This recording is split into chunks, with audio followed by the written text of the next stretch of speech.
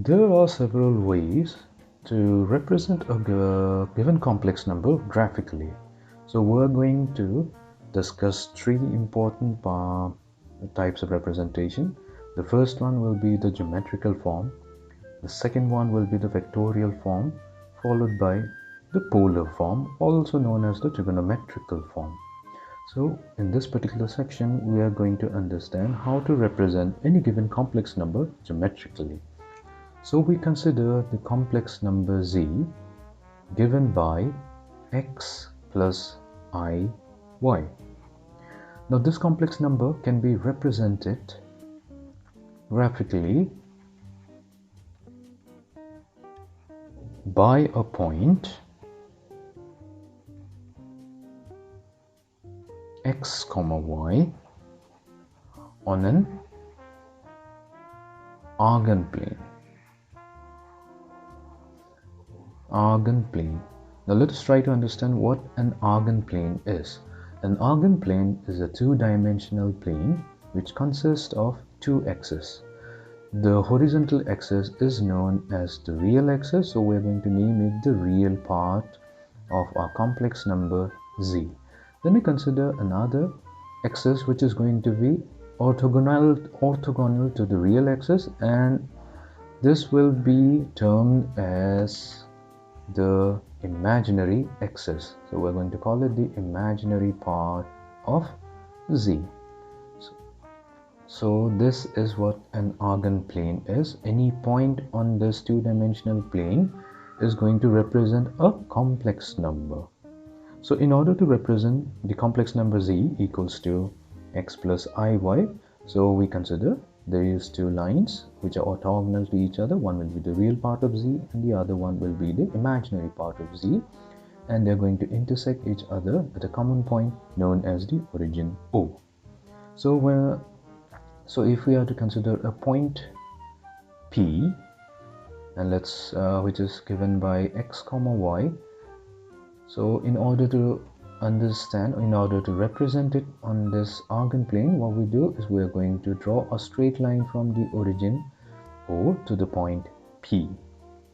Now what we're going to do is we are going to drop a vertical line from point P on the real axis, and this distance, so this distance of this point, let's call it A, from the origin will be x, and we drop another line or perpendicular line on the imaginary axis from the point P, and let's call it B, and the distance of point B from the origin is going to be equals to y.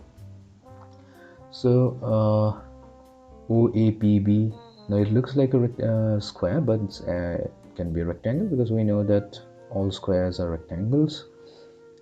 So we have AP also equals to y. Now we're going to use, now let's consider the right angle triangle, which is right angle at A. So we have OAP. Now we can apply the Pythagoras theorem. So Pythagoras theorem tells us that OP squared is going to be equals to OA squared, which is the base squared, plus the perpendicular, which is AP. So we have AP squared. So this is from our Pythagoras theorem. So we have OP squared is equals to OA, which is x squared, plus AP squared, which will become y squared, and OP. So we can say that the distance OP is given by the square root of x squared plus y squared. But we know that OP, that the absolute value of OP is going to represent the modulus of our complex number z, because that's what we have been working out for quite some time. We know that the absolute value of a complex number z is given by square root of x squared plus y squared. So in fact, geometrically, it means that the absolute value of the complex number z is in fact the distance of the point P from the origin. So this is our OP, the absolute value of OP.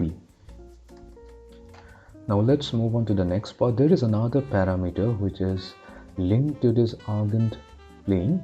So this complex number OP, represented by this line OP, this is making an angle theta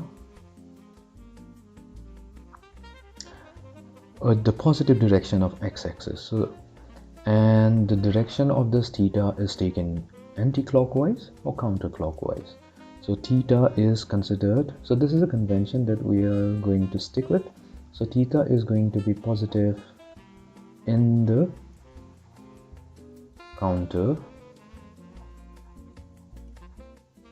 clockwise direction. When theta is measured in a counterclockwise direction, we're going to consider it to be positive. Now if we look at the triangle, main triangle OAP, let's write it down in triangle OAP. So here we have tangent of theta.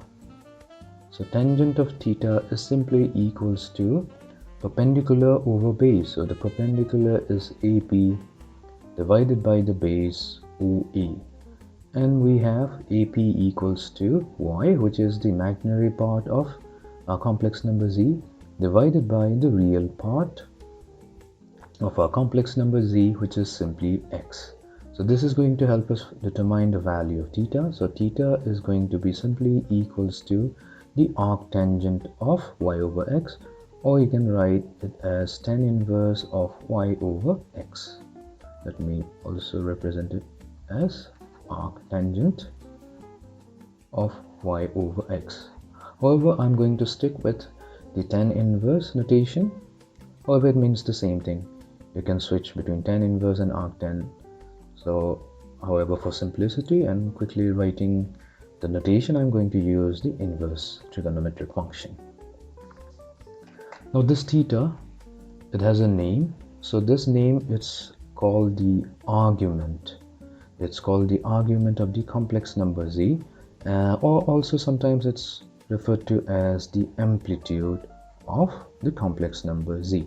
However, I'm going to stick with this name, the argument of z. So that simply means what is the angle that the complex number z makes with the positive direction of x-axis, measured in the counterclockwise fashion. Now this theta can have range of values. So the theta, thus the argument of our complex number, the theta has infinitely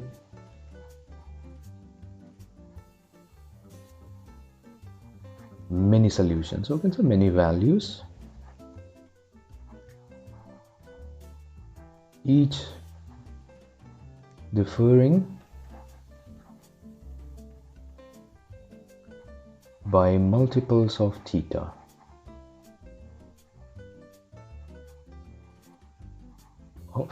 Multiples of 2 pi, meaning our theta value, or you can say the argument of z, it's called the argument of a complex number z, is going to be theta plus or minus 2n pi, where n is a integer. So its theta is where differing by multiples of 2 pi. However, if the value of theta lies between negative pi and positive pi, then this implies that we are talking about the principal value of our argument. We're talking about the principal value. Principal value, also known as the principal argument. There's one note that I would like to add. So the argument of z, so the argument of our complex number z is quadrant dependent.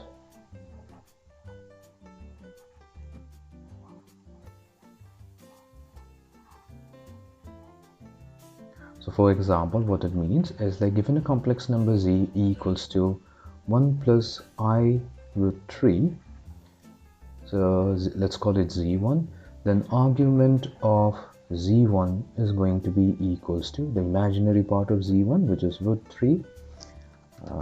This will be tangent inverse of the imaginary part, which is root 3, divided by the real part, which is 1, and this gives us the value tangent inverse of root 3, and root 3 is simply 10 pi by 3, which is equals to pi by 3. So this is the value, and we're going to consider another complex number z2 given by -1 minus -i3. Now this one lies in the third quadrant. This particular complex number lies in the third quadrant, so we can quickly check it out. So we have a Argon plane.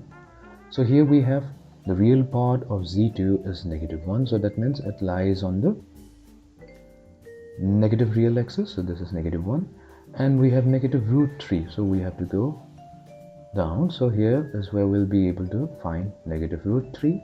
So this is our complex number z2, and it's lying in the third quadrant. So if we look at the first one, z1 is going to lie in the first quadrant, so this is our z1. So this is the angle theta, which is always measured counterclockwise with respect to the positive x-axis.